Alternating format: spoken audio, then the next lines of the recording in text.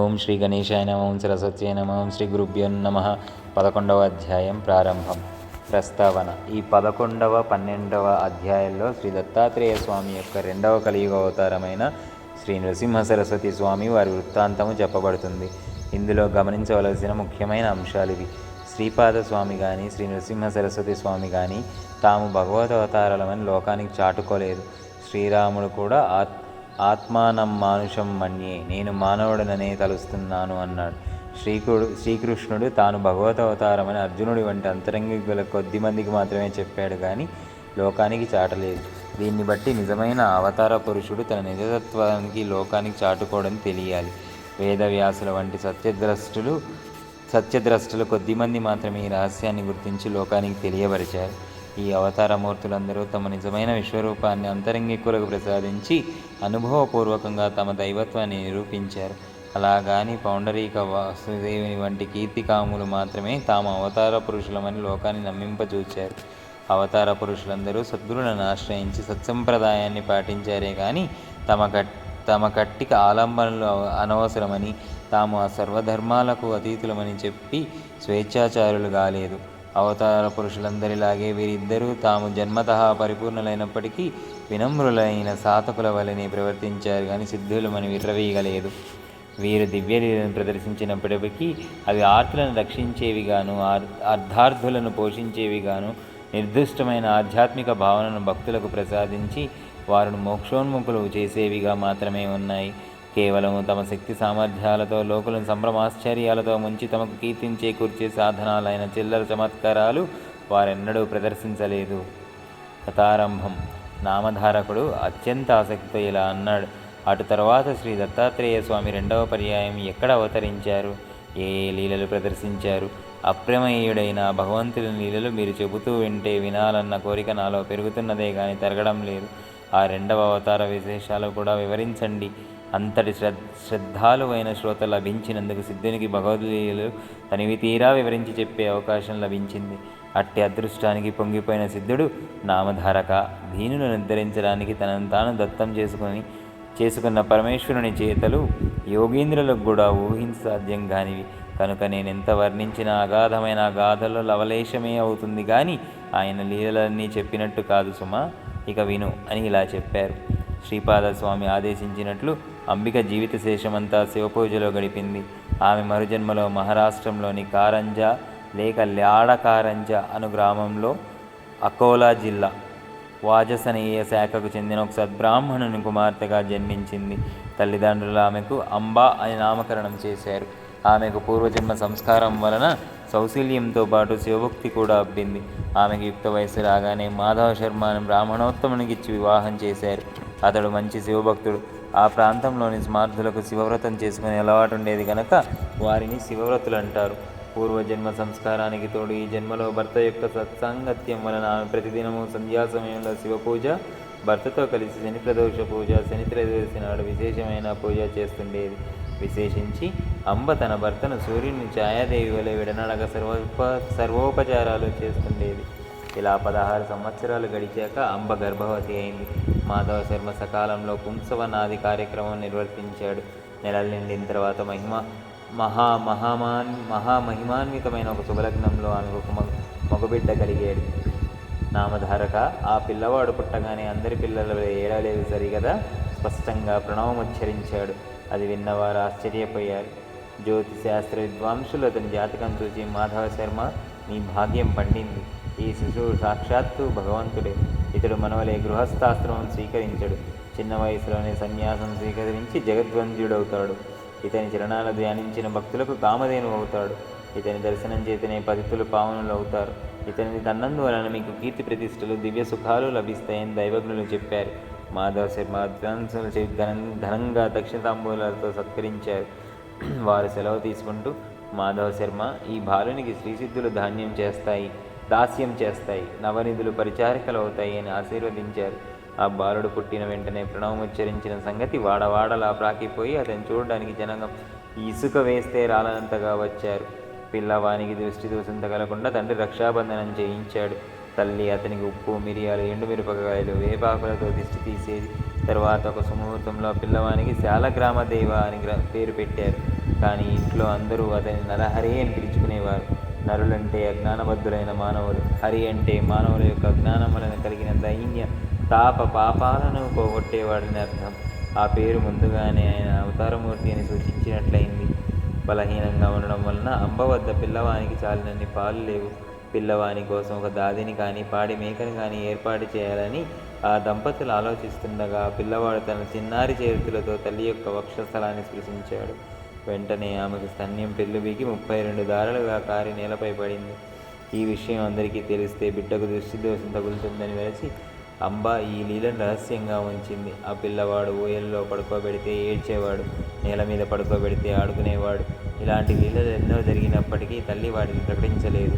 అందువలన ఆ ప్రభువు యొక్క సంపూర్ణమైన దివ్యత్వం అందరికీ తెలియలేదు.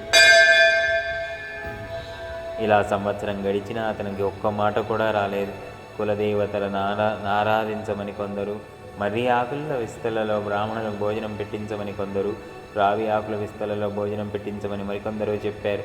మాటలు చెబుతూ అతని చేత అనిపించడానికి యత్నిస్తుంటే క్రమంగా వస్తాయని కొందరు, అతడు మాత్రం మాటలు వచ్చిన కొంతకాలం తర్వాత మాత్రమే మాట్లాడతాడని మరికొందరు అనేవారు. వారందరి మాటలు విని నరహరి నవ్వేవాడు. ఎవరేమడిగినా ఓం అన్నదే అతని సమాధానం. ఆ సంగతి విని కొందరు పెద్దలు ఇతడు మన మాటలు వినగలుగుతున్నాడు కనుక ఇతడు చెవిటివాడు కాదని స్పష్టమవుతున్నది అనేవారు. అతడు మూగవాడైతే అంత స్పష్టంగా ఓం అనడం సాధ్యం కాదు. అతడు మాటలొచ్చి కూడా ఎందుకో మాట్లాడడం లేదు అని కొందరు తల్లికి ధైర్యం చెప్పేవారు. ఆమె ఎవ్వరేది చేయమని చెప్పినా అదల్లా చేసేది. తమ కులదైవమైన దత్తస్వామికి ప్రత్యేక పూజలు చేసేది. ఇలా నరహరికి 7వ సంవత్సరం వచ్చింది, కానీ అతను మాట్లాడనే లేదు. బాలుడు మూగవాడవుతాడని తల్లిదండ్రులు ఎంతో కలిసి చెందేవారు. ఒకనాడు అంబ అతని పరిస్థితి కంటతడి పెట్టింది. అది చూచి నరహరి సైగలతో ఆమెను వారించి పక్కనే ఉన్న ఒక ఇనుప వస్తువును తెప్పించి చేతితో తాకాడు. తక్షణమే అది బంగారంగా మారింది. ఆశ్చర్యంతో తల్లిదండ్రులు మరికొన్ని ఇనుప వస్తువులను తాకించారు. అవి కూడా బంగారంగా మారాయి. తమ పిల్లవాడు సామాన్యుడు కాడని, ఆ జన్మసిద్ధుడని వారు గుర్తించారు. అయినప్పటికీ ఆ దంపతులు అతడు మాట్లాడకపోవడం గురించి దిగులు పడుతూనే ఉండేవారు.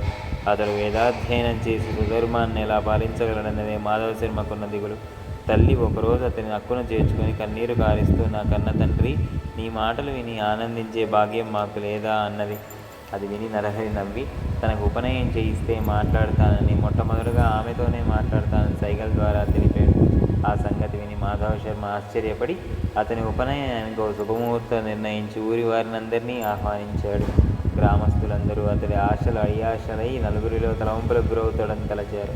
కొందరు పెద్దలు మాత్రం, అయ్యా, ఆ పిల్లవాడు గాయత్రి మంత్రం ఉచ్చరించగలిగితే మనకేమీ లేకపోతేనేమి, మనకున్న మాత్రం మృష్టాన్న భోజనం ఘనంగా దక్షిణలాంబు లభిస్తాయి కదా, కనుక ఈ ఉపనయన కార్యక్రమం జరుపుకోనివ్వండి అన్నారు. అందరూ ఉపనయనంలో మాధవ శర్మ ఇంటి సమావేశమయ్యారు. నరహరి ముండనము మాతృభోజనము అయ్యాక జింక చర్మము పసుపు వస్త్రము ధరించాడు. చెవిలో గాయత్రి మంత్రం ఉపదేశించినప్పుడు నరహరి ఆ మంత్రరాజాన్ని మనసులో నుంచి దీక్ష తీసుకున్నాడు. తరువాత అతడు తల్లికి నమస్కరించి ఆమెను భవతీ భిక్షాందేహి అని భిక్ష కోరి మొట్టమొదట ఆమెతోనే మాట్లాడుతాను తల్లికి తానిచ్చిన మాట నిలబెట్టుకున్నాడు. తల్లి మొదట భిక్ష ఇచ్చి ఋగ్వేదం పఠించు, ఆచారం పాటించు అనగానే నరహరి అగ్నిమీలే పురోహితం అని ప్రారంభించి ఋగ్వేదంలోని మొదటి మంత్రం చెప్పాడు. అంబ రెండవసారి భిక్ష ఇచ్చి యజుర్వేదం పఠించు, ఆచారం పాటించు అనగానే నరహరి ఇషేత్వ అని ప్రారంభించి యజుర్వేదంలోని మొదటి మంత్రం పఠించాడు. తల్లి మూడవసారి భిక్ష ఇచ్చి సామవేదం పఠించు, ఆచారం పాటించు అనగానే నరహరి అగ్ని ఆయాహి అని ప్రారంభించి సామవేదంలోని మొదటి మంత్రం గానంగా చేశాడు. అది వినగానే తల్లిదండ్రుల ఆనందానికి, సభలోని వారి ఆశ్చర్యానికి అవధులు లేవు. జీవితంలో మొదటిసారిగా మాట్లాడడం, ప్రణవోచ్చారణ తర్వాత వేద పఠనంతో కానీ చేయకూడదని నరహరి అంతకాలము మాట్లాడలేదని అందరూ అనుకున్నారు. 3 భిక్షలు అయ్యాక ఆయన 4వ వేదం కూడా చదివాడు. ఆయన భగవతావతారం అని తెలుసుకొని అతడి బ్రాహ్మణులంతా నమస్కరించారు. సర్వశాస్త్రాలకు జన్మస్థానమైన ఆ ప్రభువుకి ఇది ఒక లెక్కలోనిది కాదు. క్రతువు పూర్తిగా వచ్చింది. మాధవ శర్మ దంపతులు అమితోత్సాహంతో ఉన్నారు. వామనుని వలె భాషిస్తున్న నూతన బ్రహ్మచారి నరహరిని తల్లి ఆశీర్వదించి నాయన, ఇక నుంచి నీవు భిక్షతోనే జీవించాలి సుమా అన్నది.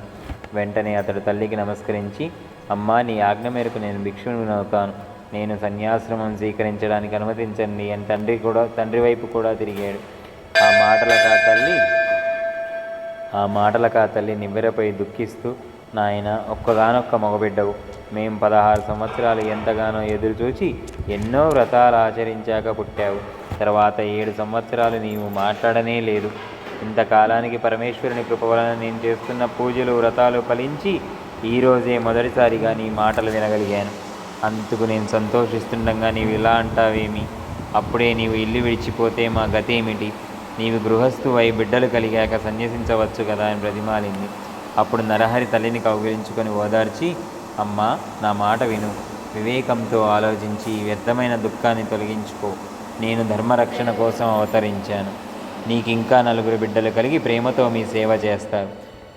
వెనుకటి జన్మలో నీవు నిష్ఠతో శంకరుని పూజించడం వలనే నేను నీ గర్భాన జన్మించానని చెప్పి ఆమె శిరస్సుపై తన చేతి నుంచి ఆశీర్వదించాడు. వెంటనే ఆమెకు తన పూర్వజన్మ స్మృతి కలిగింది. అతడు శ్రీపాద వల్లభుడుగా దర్శనమిచ్చాడు. వెంటనే ఆమె ఆనందంతో పరవశించి అతని పాదాలపై పడి ఇలా అన్నది, స్వామి, పూర్వజన్మలో కుపుత్రవతి అయిన నేను ఆత్మాహుతికి పాల్పడినప్పుడు రక్షించిన శ్రీపాదుడవు నీవే. బ్రహ్మాండాలన్నీ నీలోనే ఉన్నాయి. అట్టి నీవు నా గర్భాన పుట్టినందువలన నా భర్తృవంశము పితృవంశము కూడా పావనమయ్యాయి. అతడు ఆమెను లేవదీసి, అమ్మ, ఈ పూర్వ వృత్తాంతం వెల్లడి చేయవద్దు. నీకొక రహస్యం చెబుతాను, గుప్తంగా వించు. నేను సంసారమంటని సన్యాసిని. నేను చేయవలసిన తీర్థాటనము మొదలగున కార్యాలెన్నో ఉన్నాయి. అవి నేను ప్రకటించ వీలులేనివి, రహస్యమైనవి. ఈ కర్తవ్యం నాకు తప్పదు కనుక నేను ఇంట్లో ఉండ వీలుపడదు. కనుక నీవు అనుమతి ప్రసాదించు అన్నాడు.